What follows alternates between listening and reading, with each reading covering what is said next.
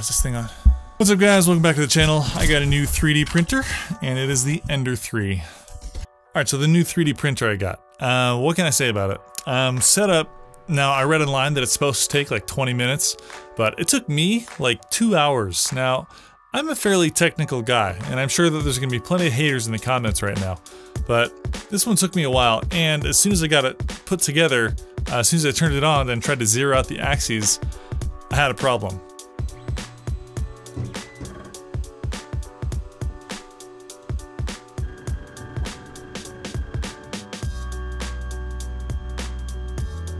Turns out that the Z screw was completely misaligned, and I had to take it apart and not really take it apart, but I had to switch the position of the Z screw like upside down, and then loosen all the parts and kind of shake them a little bit, and then put them back together.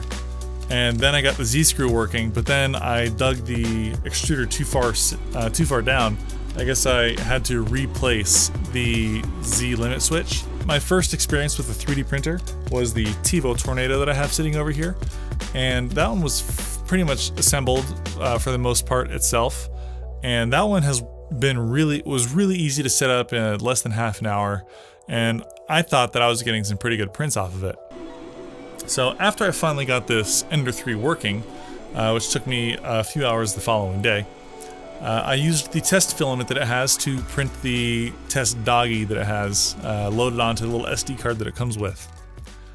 Now it barely has enough filament to get through part of the first print, basically just enough filament to make sure that you have it configured working correctly. Stopping the printer mid-print is just a click of a button. It's like boop, and then it just stops printing, and then I was able to switch out the filament with the only actual spool of filament that I have in my house right now, which was black filament. And then I clicked resume, and then it printed the rest of the toy dog. So I got the bottom half white, top half black, and it was really easy to do. So I haven't played with the pause and resume functions on 3D printers before, but this was super handy. So for my first print, I did have a little problem with adhesion. The bottom of the print started curling up. So I stopped the print and re-leveled the bed a little bit, and then I hit print, and then it seemed to be sticking perfectly.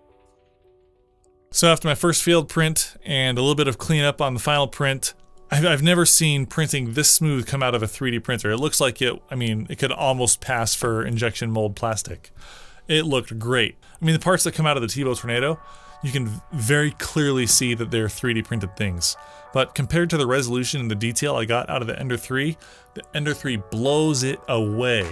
So this is the second 3D printer that I've got from GearBest. And the first one was the TiVo Tornado. This is the Ender 3.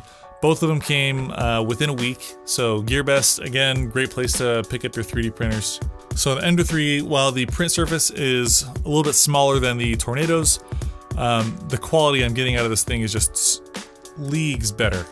If you want to pick up one of your own, there's a link to it in the description of this video. If you want to see my TiVo Michelangelo review coming up soon, make sure you hit subscribe or watch some of my other cool videos. I am also going to be getting back to doing more science-related content very soon. Yeah, so I'm looking forward to those. I'll see you guys in the next one.